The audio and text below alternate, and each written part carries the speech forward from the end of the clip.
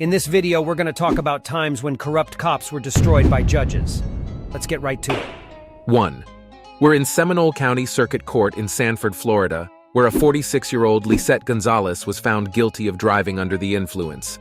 But despite the fact that the verdict had already been reached, her lawyer made a final plea to Judge Fred Schott, saying that there wasn't enough evidence as she was never given a breathalyzer or had her blood drawn, and yet the cop who arrested her, one Michael Wagner, wrote in his official report that she tested above legal limit of .08.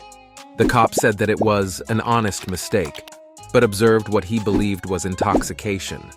This is exactly why the lawyer was asking the judge to overturn the jury's verdict.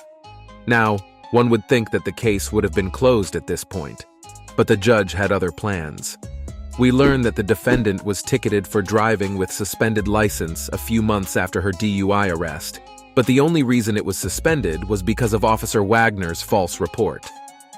The judge isn't happy about that at all, so he goes on to scold the prosecutor who was defending that cop's lies. He says that the cop lied on a sworn citation, which is why he's dismissing the charge. 2. Next up, we're in Denver, Colorado for a first advisement hearing where the judge was supposed to explain to the defendant why he was being held in custody and to outline the upcoming legal procedures.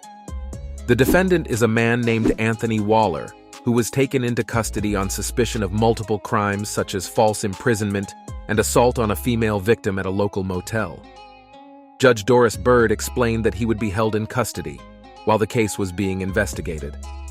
Waller, who was fully shackled in handcuffs, leg irons, and belly chain, asked the judge for clarification. You can then see Deputy Brady Lovingier placing his hands on Waller's back. He later explained that he did that because he was directing Waller to the clerk to sign paperwork.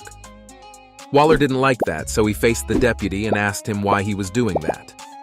And then the unimaginable happened. The deputy grabbed Waller by his belly chain and slammed him face first into a metal window frame. As he was being dragged into the hallway, you can hear him saying that he's injured. He suffered a head wound, and his teeth were broken. But things didn't end there. After witnessing all that, the judge filed an excessive force grievance against the deputy with the Denver Department of Public Safety. The agency later found that Waller wasn't an imminent threat to the safety of anyone at the court when Lovingier used excessive force on him. As a result, Deputy Lovingier was suspended for 30 days. As for Anthony Waller, he won a $50,000 civil suit against Lovingier and the city. But he was convicted for his original crime, a third-degree assault. He was sentenced to 2 years in county jail. 3. We're in the Pike County Courthouse in Waverly, Ohio for this next one at the sentencing of a crooked sheriff, Charlie Reeder, who pleaded guilty on 2 counts of theft in office and tampering with evidence. He allegedly stole approximately $5,000, which had been confiscated in other cases. According to the police, he used that money for gambling. He was originally looking at 18 different charges, but he pleaded guilty to get that number knocked down to 5. At the sentencing, he appeared before the judge, Patricia Cosgrove. He was looking at the maximum sentence of 8 years for his crimes. The defendant pleaded with the judge for a minimum sentence, community service. He was quite emotional the whole time. He expressed remorse and asked the judge to consider the impact his prison sentence would have on his family. After he was done with all that, the judge asked him why he took the money. Reeder then explained that he used much of that money to support charities in the community. But the thing is that there was also evidence that he built a sizable gambling debt. Because of that, the judge wasn't feeling sympathetic. In the end, Reeder was sentenced to 6.5 years in prison, but because some of those counts will run concurrently or at the same time, that means that he will have to only serve 3 years in prison. 4. A cop named William Melendez was on trial for beating a black motorist, Floyd Dent, during a routine traffic stop. The entire thing was captured on a police dashcam where a couple of officers can be seen holding Dent to the ground and Melendez beating him in the head. Not once, not twice, but a total of 16 times. Melendez appeared in the court before a Judge Vonda Evans, whose impassioned sentencing went viral online, and for a very good reason. She didn't hold back during sentencing. While Melendez appeared to be remorseful while he was addressing the court just minutes before he learned his sentence, the judge was having none of that. and reminded everyone that Melendez and his colleagues were actually joking about the man's injuries. In the end, Melendez was sentenced to 13 months to 10 years in prison. 5. Breckenridge County, Kentucky. A former sheriff, Todd Pate, is standing before Judge Janet Crooker. He's already agreed to change his plea from not guilty to guilty on the counts of operating under the influence, criminal mischief, and leaving the scene of an accident. A year earlier, while driving his personal vehicle, he caused a crash, injuring 4 people.